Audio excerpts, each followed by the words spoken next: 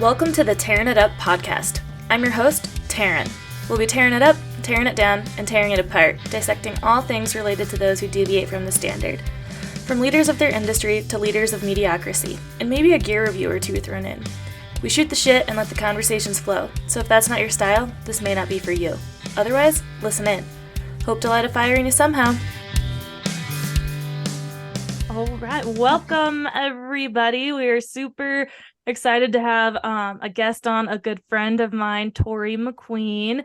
She is yes, hi Toree. We have known each other for like over a decade now, I think, but she's been in Oregon for a while and I've been down here in Tahoe, so I don't get to see them as much as I want to see anybody, obviously. But hopefully this time when I come up to Washington in a couple weeks, I actually have to stop in Portland. So I'm going to message you guys for sure and see if I can come by and meet the like 2 or 3 littles that I haven't yet. But anyway, so yeah, Toree, I just want to give the floor to you, kind of tell the people who you are, and we'll talk about what you're up to now, being that powerhouse mother of 5 with a business, and how you got to where you are. Oh, wow. Okay. Well, so good to have you here because yes, we don't get to catch up enough. I'm actually going to be going up to Washington this weekend for some family festivities. Now that, my kiddos have sports and stuff, like it's hard to travel or anything, but let's kind of back up there.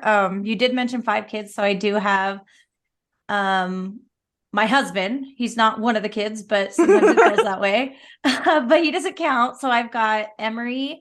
He is going to be 11 this summer. And then I've got Cade, who's 9, Brooks, who's 6, Jet, who's 3, going to be 4. And then Laurel is our girl. So I've got 4 boys and a girl, and she is 1.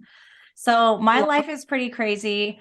But it's awesome. I don't know. The crazy just piles on. Where do you want me to start? Well, let's start with... How back should I go? I can talk forever. I know, right? We could go really far back, I'm sure. And I know we have time constraints here. So, well, you're in real estate now, right?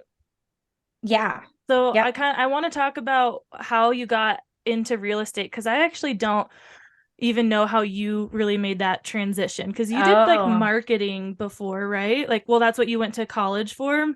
Because I mean, when we met, James was still in the military and you guys moved a couple times, and I don't know, we were all just floating about living our lives. But you've just created, from what I see and follow on social media, like, I just think your realty journey has been amazing to watch and looks so just great and successful in how you've built it. And I've still been like, wait a second, where the heck did this like hard left come from? But it may not be that way, right? But that's just because that's what happens over years of not seeing each other all the time or often or whatnot. So yeah, let's talk about just how you got into it in the first place. Okay, yeah. So I was in corporate software sales. So I went to school for marketing at UNLV, Las Vegas, straight out of high school. I did not know I wanted to go to UNLV, but I ended up there. It was dry, hot, warm, D1 school. Those were my criteria for going to college. And so I went to school for marketing. Pretty soon after college, James and I we were dated and all. That's a whole nother can of worms, but like we ended up getting married. So he was in military. I moved to where he was, and my job quickly went from, learning all about marketing into sales. There's a skill set there that I think was natural for me. And so I was in like phone book sales, right? So like I was dealing with marketing, and at the time, internet SEO, web pages, all of that, which really was a sales job because that's just what it was. So I was hunting new business and working B2B, which is working business clients. So business owners were my clients. And then when we moved to Washington, I had a couple different sales jobs, but I got into software sales. And so did that for some time. And it was an HRIS cloud platform. And that was really what I thought was going to be my dream job. I was like, okay, cool. Like I had one kid. I was being flexible with that. Then I had two kids, and then we were going to move to Oregon to be closer with family. By this time, we had got married, lived in North Carolina. Then when we were pregnant with our first son, we decided, hey, let's figure out a way to get out of the military and move back to where our families were, which were Washington and Oregon. So we moved back to Washington, and he was based there. And then I realized, like, okay, we were driving a lot to see my family in Oregon. So we then tried to maneuver there, which is where I got my software sales gig.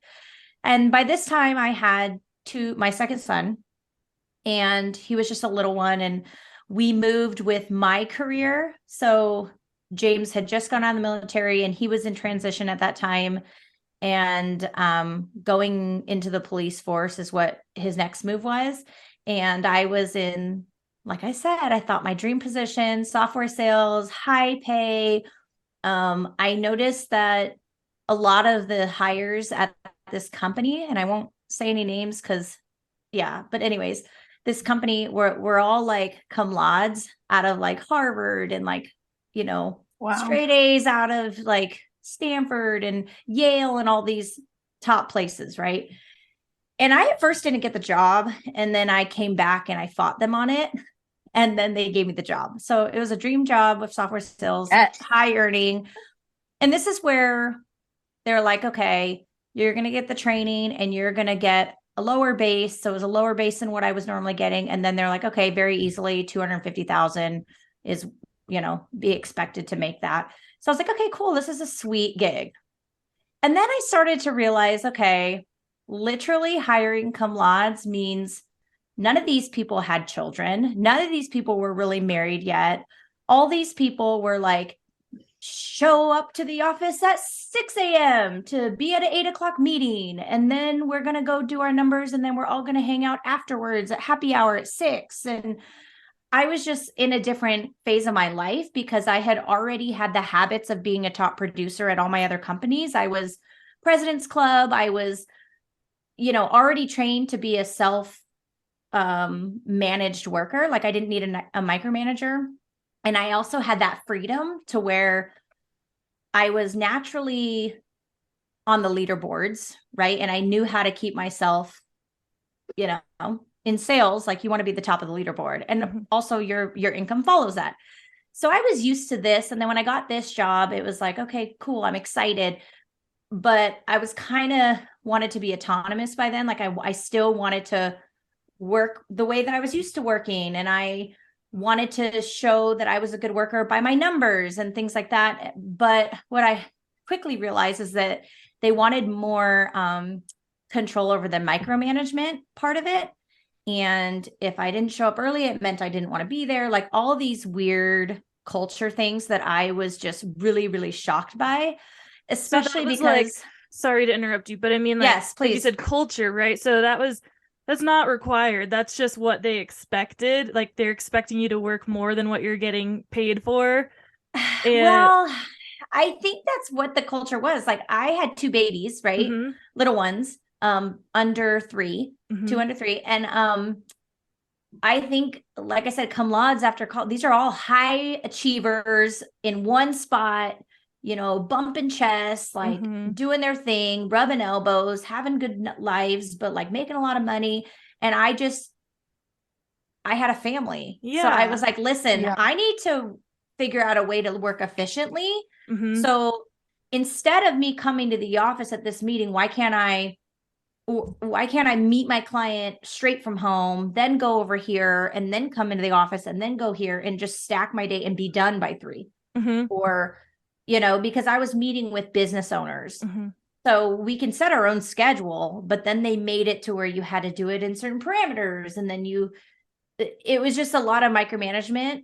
So then I ended up working more hours than what I really wanted. And then I was like, well, I'm producing a lot. So why are you over my shoulder? Kind of thing. Yeah. And then it kind of got into and I'm kind of a little rebel. Yes, well, I can definitely relate to that because this has been on my mind about like work and people's expectations or morals or whatever, and how like when it differs, like what do you do when you're starting to realize certain things in your job do not like they don't align with your principles, your values, Yeah. or what you want. So when do It you was know like that. when is enough enough? Yeah, and it was that. I mean, and then we got this new manager in office, right? And she came from another state, and that's just how the company worked. They said, "Well, you move up in the company and you could get your own office and you can go wherever the company takes you, right?" And so she came from out of state and she had a son, and her son at that point um, moved with her, but her husband stayed in the other state because he had a good job. And so she was here, and then she would make comments like, "Yeah, my son's mad again because I was the last one to pick him up at 7 o'clock, and it's really not that big of a deal. I'm not always last. And oh, don't you guys just want to give him a Lego set and like just let him go and like do their thing?" And he hasn't seen his dad in a week, but it's all right. It's total like just I realized I do not relate to that. Mm-hmm. Here I am being a high performer in my office, hitting my numbers that I want. The people next to me feel the same way, but nobody's allowed to say anything. The boss that I'm following I was experiencing mom guilt, and Mm-hmm. she had none of it. She was already past that, which is a different phase of my life now that I've learned to overcome. But Right. I just had no relation there. And what broke me was we were in this meeting, everyone's on the call, all the offices throughout the United States are on the call, and we were in this training, and it was super important with corporate, and they were going through this training on the screen, and I just recall like her talking and none of us can see the screen, right? This is a Zoom call, we're on the meeting, and she's just going on and on about this training about 10 minutes, and then I piped in and I said, "Hey, just so you know, like we can't see anything on the screen in case you're trying to show us something." And the trainer piped back in, and well, first my manager looked at me like, "How dare you say something on the, don't speak up, right? That's not what cum lauds do." Oh And my so god. I was like, "Oh my God, like, well, we can't see anything on the screen." Okay.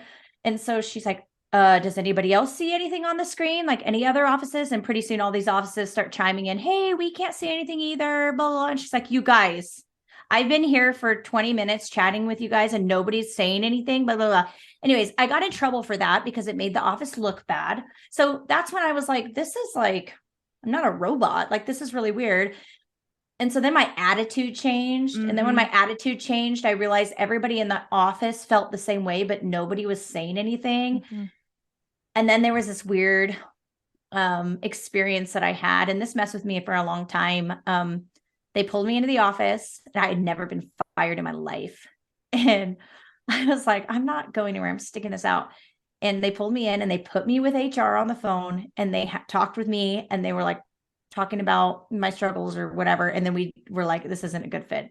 And they were like, "We realize that if you don't want to play by the rules, you're good. Like, this is what we require to get paid here. And if you just want it to go off your results, you should do a commission job that only goes off your results." Oh my And I was god. like, "Okay." And that night I took my blazer off, never put it back on.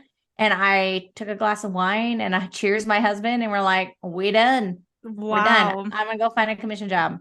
Anyways, That is long story crazy. short.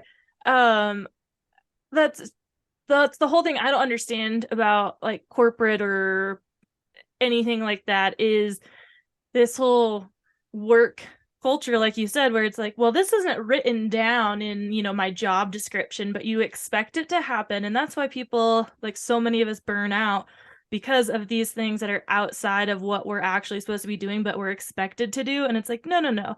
Like, yeah, it might be a well-paying job, but still, then you write that in that that's what I'm supposed to do. If you're going to try and hold it over me or hold it against me or anything like that. Like, and the fact that too, you called like told the person, the trainer, that you couldn't see the screen, and they were happy about that. They were like, okay, all the rest of Yeah. you, I can't believe no one is saying anything. And I just want to know, like, if that trainer knew what the heck happened following that, like how they would feel about it. Like, Yeah. wait, what? Like, you guys are really not smart if you It was actually got rid of the one person who's gonna speak up and say things, and you're not like calling someone out. Like you were saying, No. hey, we can't see the screen. Like no one Hey, should feel are we dumb for wasting that. time here? Yeah, that Well, is and I just so think, crazy. yeah. And you know what? That just made me realize, like, you know what? You're right. It wasn't a good fit for me. But because I idolized that job so much, because I was like, okay, I am like in a high rise office on the 16th floor and I'm getting paid big buku bucks. And like, I'm felt successful at the time. It was kind of a crush to my ego, or at least like what I thought I wanted. So it messed me up for a while because I was like, is this a me problem? Like, am I uncoachable? And then Right. I started going down that as an athlete. I was like, ooh, am I like stubborn and uncoachable and like the player that no one wants on the team, and I'm just Yeah. entitled and all these things? But like all I wanted was to earn, and have my results show for my work. Like that's it. Like I wasn't asking to get paid any more than what I would have earned.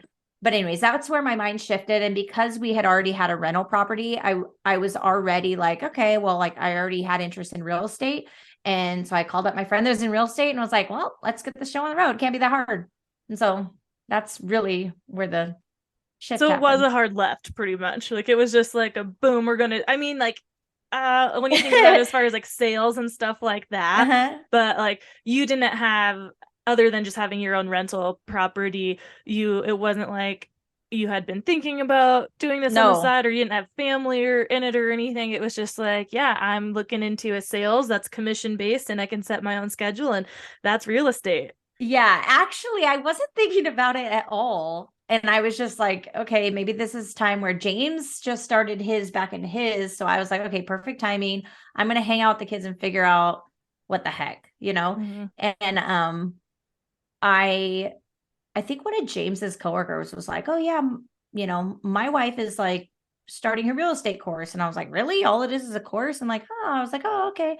And then soon enough, like I was like, okay, let me just sign up for this because the barrier to entry is so low. So I was Uh-huh. like, okay, I'll just sign up for this. It doesn't cost very much. And when the kids nap, I'll start studying the course. And I know myself. So I just booked the test before I was done with the stuff because Yeah. otherwise I would never get to it. Totally. So click, click, click, click, click, study, study, study. And then I took the test. And then the next time I saw like my husband's friend, they're like, oh yeah, she's still studying. And James like, oh, Tori's done. She's already got licensed. She's already made her first sale. In Like true I Toree was just like, fashion.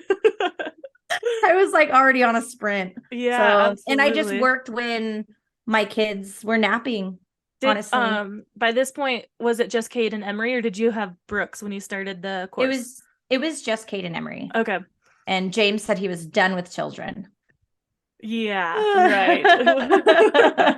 We all knew us friends that it was not done at 2, that's for sure. But yeah, I mean, I think I have definitely seen you and James, but in the last, not a lot in the last few years, but Cade, I think, is the last one I met when we were Uh-huh. at Mount Hood, and he was like 2 months old. And then I don't think I've seen, oh, I think we went to, I think you were pregnant with Brooks one time when I was in Probably. Oregon, but yeah, I hadn't met the other Hmm. 3 yet. So, but that is just a crazy story of how you left that world in the first place. It just leaves me like my mouth literally dropped. Like, wait, what? They fired you, or let you go, whatever, for those reasons, is just so silly. So once you got your license, you were obviously then working under I don't know all the ins and outs of real estate, but so Hmm. you were working under like for another team, a brokerage, or are you still like in a brokerage, or do you have your own brokerage? I am still under a brokerage. Okay. So when I got done with that, and to be transparent for everybody, Mm-hmm. like because I held out so long with them and they had to fire me, of course, I got a little bit of unemployment in the Mm-hmm. meantime when I was training. So, just for everyone who's like, oh, yeah, she just quit that high paying job and then was easily able to like relax and train. I mean, I did have unemployment to help Mm-hmm. me supplement that. Not that we needed it at the time, but it was helpful for me because Mm-hmm. then I had no pressure like going into the next phase, and James was starting his career. So I had complete flexibility, and I was also dealing with a lot of like mind effing Mm-hmm. from the last manager I had. So that was an issue there. But real estate, it was fairly easy to get into. Once you get your license, like everybody wants you, right? Mm-hmm. It's like a free sales worker. And Right. anything, they don't pay for me to be there. Mm-hmm. I actually pay them when I close a deal to be there. Right, right. Yeah, So it's like an it's independent interesting. contractor. It is an independent contractor, so it's an interesting thing, and I knew nothing about it. So I just really called one of my friends that I'd known for a long time, and I knew she was in it. And so I just said, "Hey, how does this work?" I didn't shop around brokerages. I didn't even fully understand it. I was just like, just plug me in and I'll figure it out from there. Yeah. That's what I did. Well, I don't think, I mean, it sounds like you went pretty quickly from one phase to the next. So I don't think it sounds like at all that you were just, like sitting around eating bonbons while training. Like, No, no, I'd go you already, like, crazy. you were, married also. So you weren't just like flat on your butt. But like I said, doesn't sound like you just like took your time casually, like, what am I going to do next? Having all this like Well, time and freedom. okay, But so there was a time in there. I don't know how I block this out sometimes. There was a time in there where one of my gal friends, right after I left, she left. Like we both left around the same time. And I did start an app. I don't know if you remember this phase of my life. We were starting this app. And so I was in the startup space for a very short time. mm-hmm, And I found a co-founder, or I was co-founder, but I found like this is where you have to get like investors and you do mm-hmm. like these pitches. So I got this investor on board. And so I was CEO, all this stuff of this app, and we were working on it, getting it to beta. I was up in the middle of the night working with like software developers to get this app off the ground, and we were almost to like launch and beta. And this was before real estate. I walked away from that. um I think I was maybe working in that for like 4 months. 4 months hardcore, um with my other friend, not making any money. I mean, again, I had unemployment, but not making any money working on this app in Mm-hmm. the startup space. So I was going to like networking, pitching investors, like that space, which I block out sometimes. But Yeah, then because it it's was like, such oh a my God. short stint when you think about Well, like life now, of how much it time you spent at is. the previous It's, job and how long you've been where you're at now, that it's like, oh yeah. yeah, there was an intern there. There Yeah. was an interim there where we almost built out an entire app. Wow. And I got a spidey sense that the investor guy that we were dealing with was not good. Um, Mm. and I remember he said something to me. This, again, you'll see a pattern here. But he's told me something like, well, we just had different visions. He Mm-hmm, started to mm-hmm, take my vision and then started warping the vision. And then as the CEO, your job is to hold the vision in place and like mm-hmm, keep it on the right path and hire everybody to make sure that it gets done. They kept pulling it in all these different directions. Anyways, it was a bad partnership. It mm-hmm. was my first lesson in partnering with people. And at the end of the day, James and I were like, it's not worth dealing with him. It's creepy and this isn't going to work out. So Wow. let's just cut the tie and just move on. And it kind of like destroyed the product that I wanted to build. So I was like, okay, I don't even want, I'm done. And he's like, you are CEO. You can't just quit. And you know what I did? Quit. Bye. Well, see, that's what Bye. I love about you as well. And I think I'm drawn to a lot of people this way, but who are very much like, do it how they feel they're doing it. I mean, making rash decisions sometimes, I don't like to, really claim that I do, but I definitely do. But you just know how you feel and you know when it's not right for you. And so many people go through a lot. And obviously, there's many reasons of why people stick through the bad and stick in bad jobs or bad situations. Like they may be stuck.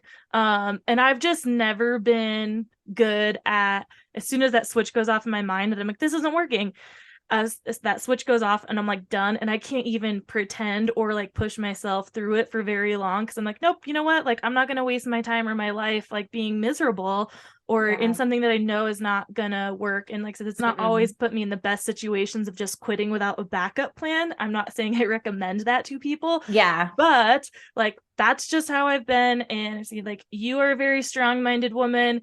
Like I said, you know what you want and what you don't want, and you know when you can, like, and what you have to do in those things that you don't want. Sometimes, yeah, you have to do the thing you don't want to do for a little while. And we Yeah. can tell the difference of what that is or how long you can put yourself through that before you're like, yeah, nope, this is it. I'm done. Yeah. And Yeah.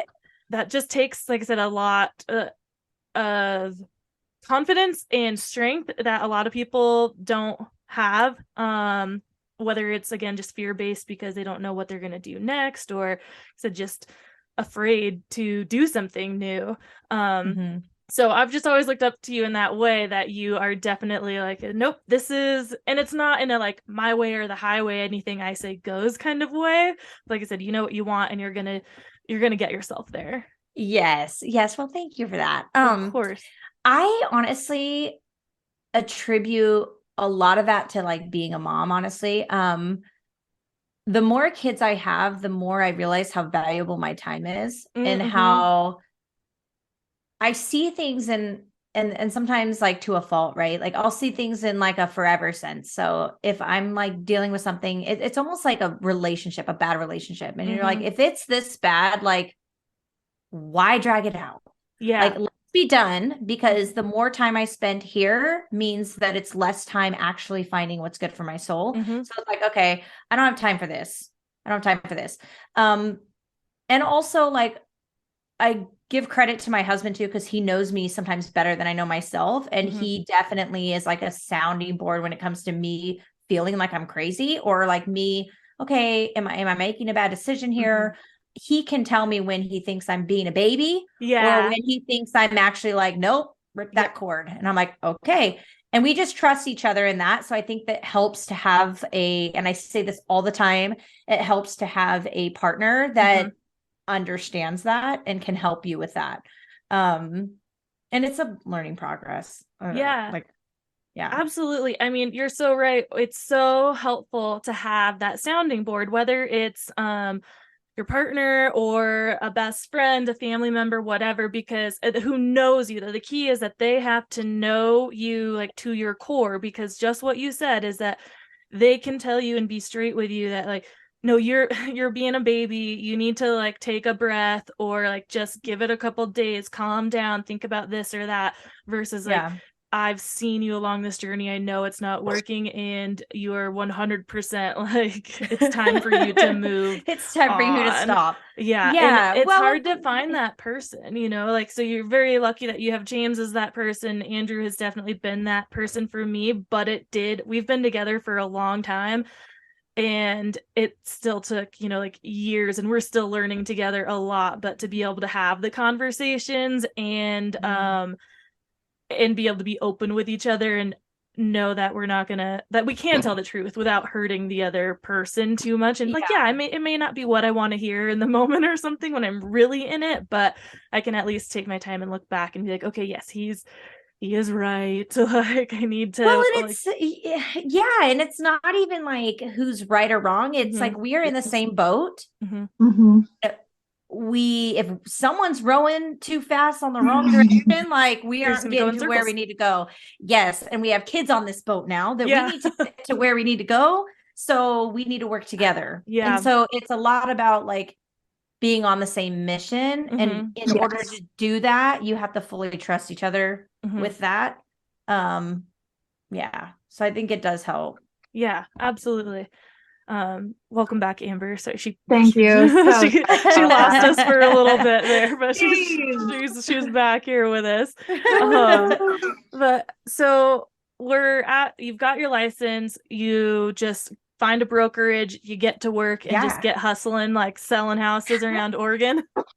Well, okay. So I joined what we call like a boutique brokerage. So like none of the big companies own them. It's a smaller local boutique, and I'm in Portland, Oregon. So I was born and raised in Salem, which is like 45 minutes south for anybody who doesn't know. So I didn't really know anybody in Portland area. And so I just really leaned into what I knew about sales. And again, my goal here when I got into real estate was I want to make over six figures, at least. At the time was a decent amount of money. Now it's not. I know, when you think about just I know. 100, it's like, you're like, no, wait, you can't. no. It's so hard to live off that. But anyways, I wanted to do it in 25 hours a week. So I was like, okay, now that I get to do it my way, I'm going to be efficient at this, and I'm going to work the numbers, and I'm going to make this in this amount of time. But also with the people I was working with, they wanted us to do these high goals, right? And at the time, it wasn't necessarily money. I just knew I didn't have a number there because James was working, and because my number one value was like being home at the time. I was like, I want to let's just see what I can do in this amount of time. I have this much time to give. Let me maximize that before I give some big goal. I don't even know where to start, right? Right, yeah. Which they didn't like, obviously, because I wasn't thinking big enough, right? I was more valuing my time. And so that was an interesting thing that now is in hindsight, you see. And also in real estate, when you're on a team like this, you have higher splits. So they were paying for the marketing, a lot of the systems, they had the staff, all of that. And in return, I paid them like 60% and I got 40%. So the math there, which is fine because you're learning everything, and that's just how it works. So it took me about 4 months to get my first deal. But then from there, once I knew the systems, like me learning it was fairly easy because I was already in sales. So I already knew, I already had the confidence, I should say, to close deals. I think the hardest part for me was dealing with everybody's emotions because I was used to business owners. Yeah. And like bigger pockets, deeper pockets. Like it was a financial decision. It wasn't an emotional, like, and there biggest wasn't like purchase of people's lives. Yes, the biggest investment. Yeah. So I had to shift my mindset from being business to being a therapist almost. Yeah. So, Totally. so that was the hardest part. But other than that, once I got one sale, it just rolled because I'm naturally okay with people. And then once you do well, people just gravitate towards you. And then it just, if you're good with people and provide a good service, it just rolls. That's got to be a good mix for you. I feel like that you found it actually now, putting all this together, just even in my head, knowing you, of like that real estate makes so much sense for you, being like the numbers and goals oriented and things like that. Plus like just being with and around people, like what a good mix. But I'm sure it was a little like, wait, how do I switch my mindset that I'm like actually dealing with people and emotions now instead of just the dollar signs. Yeah. Well, and I already knew how to deal like out of a CRM system, like, so I was already used to like follow up and what that looks like and how to touch base with people. Like that was normal for me. So I don't know if it's like that for everyone who doesn't have the sales experience, or they don't know what the job actually is. Yeah, totally. But yeah, so that was there. And then once I got to a point where I started calculating, like they kept wanting me to do more. And I was like, but your kids are in daycare 24/7 and I want to go on vacations and live a life. Like, I don't want that. I want to, oh, wait a second. If I learn how to do X, Y, Z, then I can do that on my own and do that and hire my own people, and I don't have to pay a split and I make double. So yeah. When I tried to get them to teach me stuff, they didn't want to teach me. Because they knew what you were, they probably could sense that, oh, she just is trying to get out the door and do this on her own. Well, that's the problem with the industry, right? Yeah. They want to keep you down. They want to keep you down until they realize like, oh, she's a good one. She could actually be empowered, instead of thinking, hey, how can we empower her to continue with her skills and still support her and keep me aboard. They instead were like, you don't want to do that. You don't want to do this. Like, it's more work than you think. Blah, blah, blah. You know, that tells me, I'm like, you learned it. So where'd you learn it? And they learned it at Keller Williams. So I went back to Keller Williams. I said, then they were like, okay, maybe. They said, maybe if you go to another brokerage, you'll figure it out.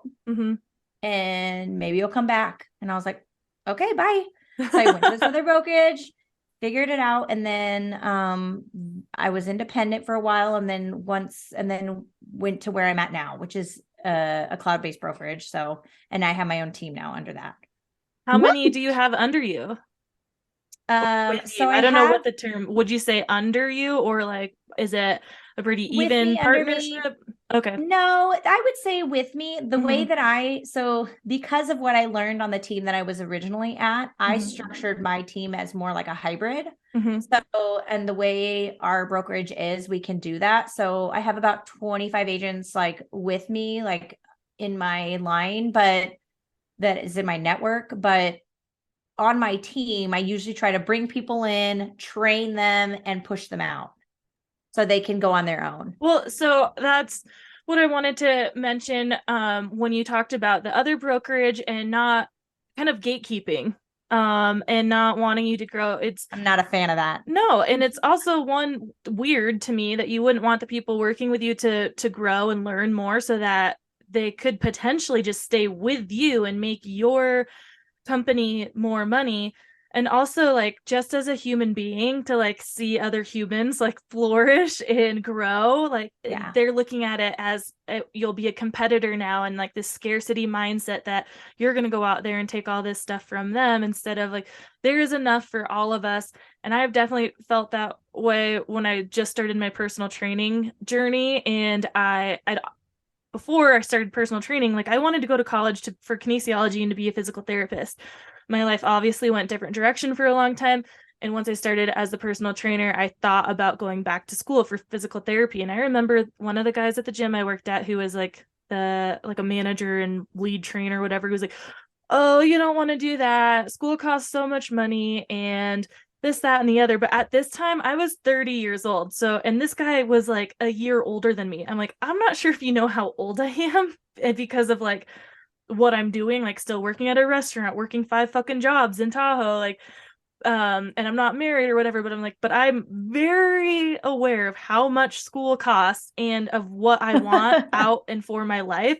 Like, I don't need you like telling me what to do. Also, you've never even talked to me to know like what I'm interested in. So the reason I started personal training was to just get back in the habit of learning and like kind of quote unquote going to school before I just tried to apply to college again. But I just felt like, again, that switch goes off. As soon as he said that, I was like, yeah, this place isn't for me. I do not want to be around people who are not supportive of me, especially when you don't even know me. So why the fuck do you even care what I'm doing with my time and my money and my life?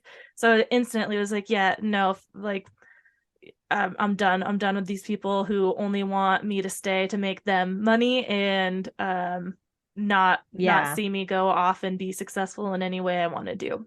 Yes. Well, and I applaud you for that. And I think the more and more, again, that I get older and the more I have children and the more it just has evolved into this, like you said, mindset to where there's an abundance out there. Like anybody can do anything. I can make nothing out of I can make something out of nothing. Yeah, there we go. That's it. In a matter of like an hour if you just like try. Like it's not like just you could do anything. And I truly believe that. And I'm so like I have more I feel better when I'm empowering people. Yeah. And getting them to see that like you can totally do this. Like it's, but at that comes a cost, right? Because you are surrounded sometimes by people that don't think that way. And I can be seen as, everything comes easy to me. I'm a toxic optimist. Have people called you that? A toxic optimist? I've never even heard that. I've heard of toxic positivity. Yeah.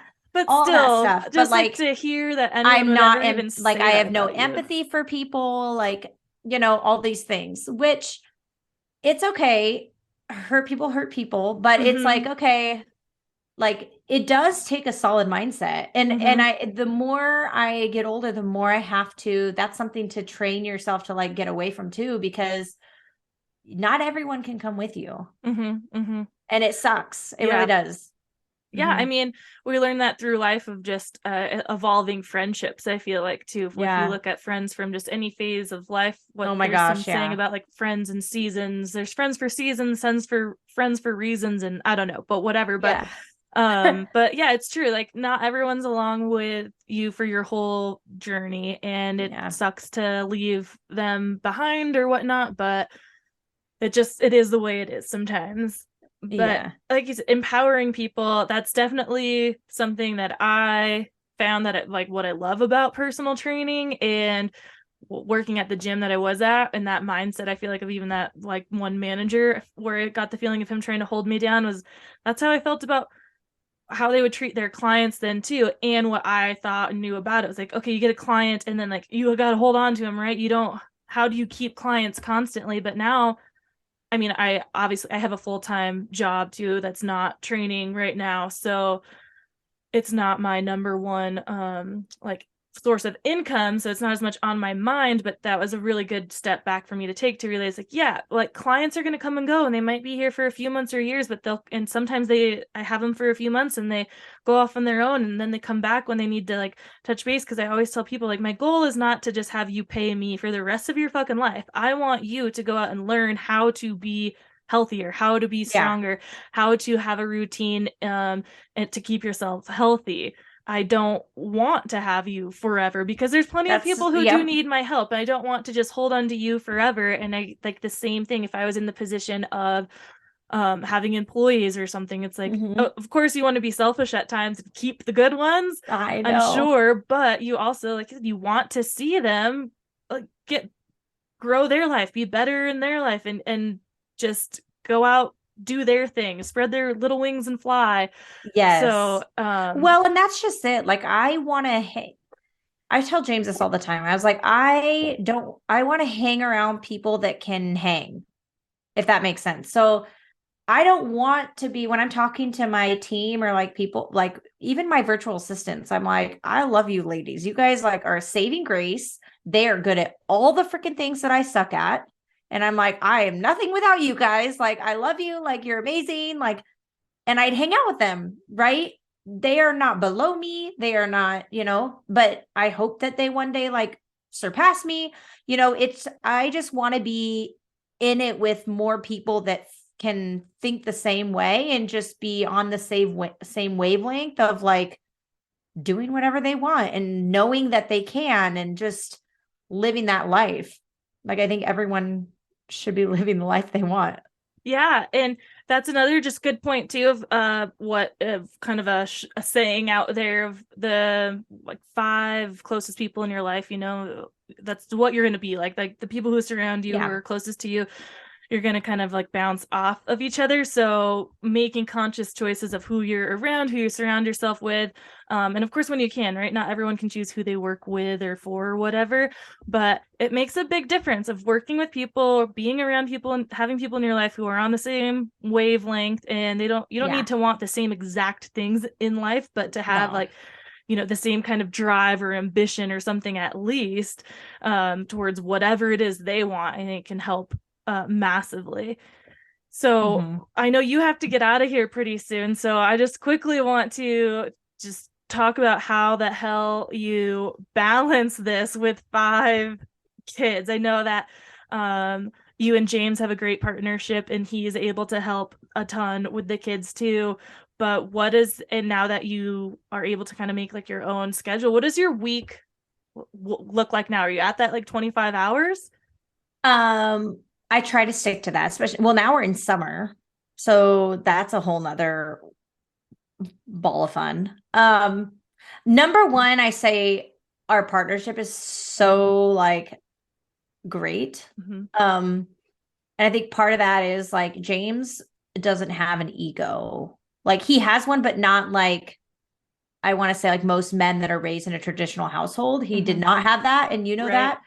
So he doesn't have these expectations of me and expectations of himself that he should, like, he's got standards, but he doesn't have these like weird set expectations of what it's supposed to look like. Right. So he has fully allowed me to go and trust me to like go wherever we need to go. And also, sorry, I'm looking at you shushing your dog. And also, we recently got him out of police, right? So like he stopped working in December, and that has been because our first goal was like freedom, right? So I was getting annoyed because our life was a little bit harder because I was, I had the opportunity to make way more, but because like I had to work around his schedule, or, we had to make sure that he could ask for a certain amount of time off, because with me being able to work however I wanted the freedom also. So I was kind of a little brat. Yeah. And I was like, okay, if I hustle and close these 3-5 deals around James's work schedule, around the kids' schedule, around sports, like I want to go for 2 weeks somewhere here. Mm-hmm. And I don't want to have James ask for time off and then him have to go back to work. And like, I'm more like, again, having more kids, you start to get more selfish with your time. Absolutely. Because, and he got injured. So there's a story to that. But like, when I realized his passion was dying there, Mm-hmm. I think we both just said, like, it's time. Let's just pull the plug there. Yeah. And that was kind of in our heads, like, can we do this? Are we going to do this? Are we going to be like completely like self-owned like businesses? And it's what we needed. And then we knew we were having a baby girl. So our life is like really crazy. And I'll just tell you today, I woke up this morning and my office is a crazy mess. My house is all right. But James stayed home with the kids. He's the one with Laurel. I was with her until like 9-10 a.m. and then she naps around noon. 2 of my kids nap from like noon to like 3:34. So that's when I really try to take advantage of like my work. I still do it. I try to do it during their nap, but of course I have my other kids now. So they're playing with friends. He's at home. He folds the laundry. Like he does that. Today we are normally supposed to have our house cleaner come, but because you have to clean up for your house cleaner. It's a real thing. I just told her, I said, just come next week. Cause like, I don't want to have James like have to pick up the kids' toys, because we had a couple friends over yesterday. So I was like, let's not stress about that. Anything stress related, I'm like, cut it out. Like, yeah, boom. I love that. So I don't need to have the house cleaner come today. We can move that. So we did. And I went off and sometimes I just need to go to a coffee shop to get out and work. I had a lunch meeting with an agent, and then I worked on some stuff that I needed to work on. And then I came home around 3, cruise the neighborhood, looking for my older son, seeing where he's out playing around. And then by then my daughter woke up from nap. So then they're up and James is getting into the swing of things. And then they're going to be headed off to practice. And then he's got a football. He's like coaching. So he's got a coaches meeting tonight. So it's really just like leaning in and telling each other like what we need. And it just takes that communication. It's totally communication. And sometimes we like slip up like, wait, you have a meeting? No, I have a meeting. Like, what are we going to do? So just like today where I'm like, okay, well, I will chat and I have this hard cutoff because I got to do this, but we can still do what we need to do. But again, there's no mystery in like what we need. Like if we have an issue, we bring it up then, we solve it then. If I need him to like, if I'm like, hey, like if I come home, like, can you please like get this laundry out of the living room? Like he'll like get it out of the living room. I'll be like, hey, I have this meeting with so-and-so. We had all the friends over and the car's a mess. He'll like, I'll go detail it. Like, what do we need today? Like, he is just very supportive there. And I'm the same for him. Yeah. So that I feel like is number one. And Amazing, I don't know. I wish there was an easier answer because I think that's harder. The more I meet people, I think that's one of the biggest barriers people have. Absolutely. So we did just luck out. Yeah. And I mean, that's, like I said, I don't think there's really a mystery or to anything. And the tips really are just, Amber and I come back to this a lot in almost any conversation we have about any topic, is like communication tends to be like the root. Whether it's, again, any kind of relationship in your life, work, friend, family, anything, like you have to communicate. And it can take a while to learn how to communicate with someone, because we all do it in different ways. So I think that, like you said, in a partnership, it can be really hard to find that nice balance of support and communication and everyone being on the same page. And I know it's not like every day is, a piece of cake, and I'm sure there's hiccups along the road, but said communication at least is the key to it. To like, okay, when there's an issue, we talk about it instead of like sweeping it under the rug and letting it go until it like explodes. Because like you said, you don't have time for that. You have 5 kids, a business to run. No, we don't. Like, and I feel like even just getting older anyways is where a lot of us realize like, yeah, time is just flying. Whether you have kids, just your aunt, uncle, whatever, you're seeing time go by faster and faster as we get older. And it's just like, there is no time for just misery or nobody has time for that. Yeah. And also like, it's not about, once people get over their egos really and think like, it's not about who's right or wrong. Yeah. Like I have a hard that's where time with I that. realize like a lot of people have an issue with that. Yes. Well, I just want them to understand I'm right. Like I'm right, or they're wrong, or how are we here? It's like, no, it's what's next. Yeah. I Okay, am so definitely. this is how you feel. This is how I feel. Like, now what? what's next? What do we do now? Like, what should we do? I'm definitely a heavy work in progress in letting my ego go of being right and like having the last word in disagreements or arguments, or it depends on who. I know some things or some people or times that it's not going to be worth it to even try.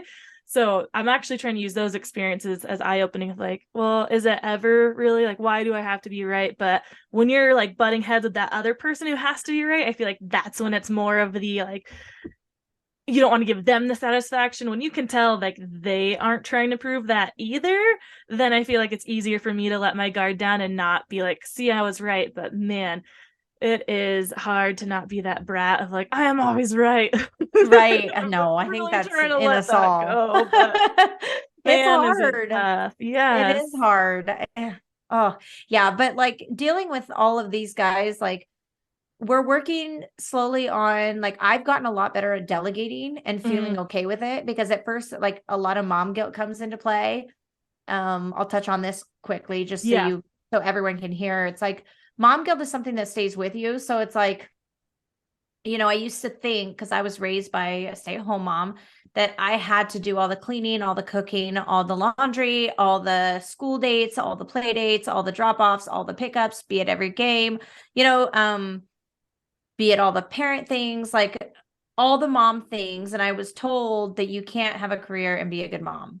So that has something that, I mean, I've gone to therapy. I mean, that's stuck with me. And now instead of therapy, I have a coach, which is so much cool. It's more forward thinking than being stuck in like the past. So yeah, there you go. That has worked more for me now. But I think working on that inner stuff has helped a lot. And then understanding, like, listen, like even stay-at-home moms they are working full-time. Absolutely. Like they're not with their kids 24/7 because they are cleaning the laundry and they are doing this and they are doing that. I mean, the next thing I want to hire, I told James, I said, we need a chef.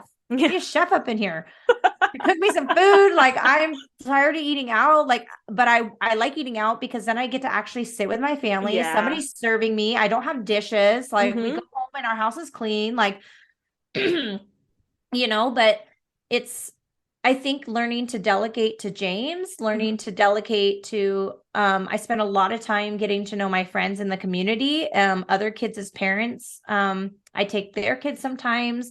I ask, you know, a lot of families these days don't do that anymore. They're like, are you sure you'll give Tommy a ride? And I'm like, dude, we're going the same direction, girl. Get Tommy in the car. I'm going to take him. You're going to take him home. That's how we're doing this. You know, like, but even as a mom, like I've had to foster a lot of that, because I think a lot of that has gone away. And so really working together with people to have a mutual like win. Yeah. And like creating a community. And even like, you know, stay-at-home moms are like, oh, you hire people to do that? I'm like, yeah, I pay families. I'm feeding more families, honestly. And I don't want to do it. Look at it too. I don't want to be grumpy with my kids. Like, I could be cleaning the toilets. My kids can clean the toilets, but they're really busy with sports now. And like, it just works. And you can't go at things alone. No one in this life with a wealthy life is alone. And if you are, like, or at least aren't getting to success alone, like you have to be partnered with people. You're right. I think and that also comes down to letting go of the ego, right? Not being like, I have to do it all. And that's another thing I'm working on personally, is feeling like I have to do it all, no matter like what it's in, and not feeling guilty of like, oh, I need help with this. I need to ask Andrew to do this, instead of feel like, oh, I can work full time and do this and this and this. And just ask for help from anybody. I mean, even like we just have dogs, but still it's like asking his parents, like, hey, can you watch the dogs? Because we're both going to be gone all day long or whatever. Well, yeah. And it's not just asking for help, it's also giving back. Yeah. Like you don't want to be you have to add value in your own way. Like you create win-win scenarios wherever you go. And I think that that's like the golden nugget, but everyone's afraid to like do it. And I also think like everyone tries to be good at everything. Like, listen, you're good at a couple things and you need to stay in that lane. Everything else could exit the building. And, totally.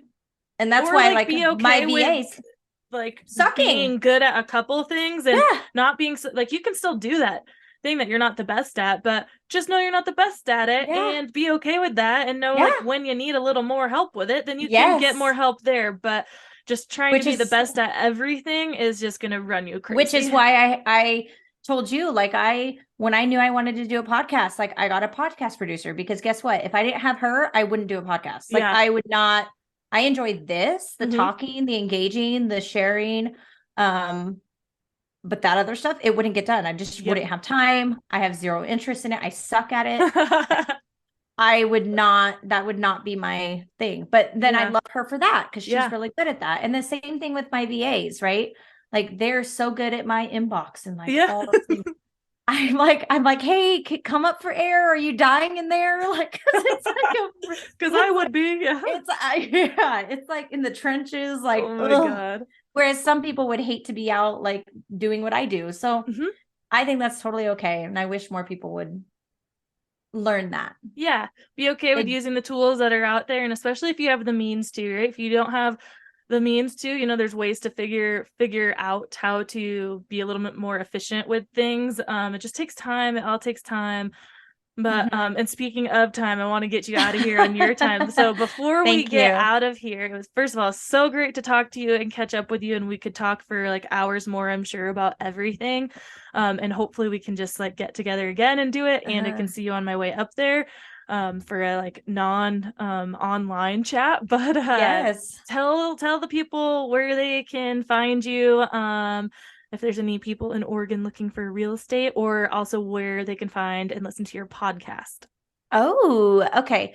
So if you're on TikTok, Toree McQueen, Toree McQueen, like Lightning McQueen, Steve McQueen, however you want to relate to that. I am there, and that pretty much funnels to wherever. If you're not there, you can find me on Instagram and Facebook also.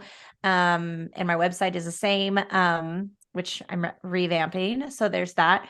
And then from there, there's links to the Homefront podcast there. And you can also look for the Homefront podcast wherever you listen to podcasts, on Spotify, iTunes, wherever, and go tune into that. We are going to launch season 4 probably in the fall this year. So go catch up before that happens. And if you ever want to reach out, go ahead.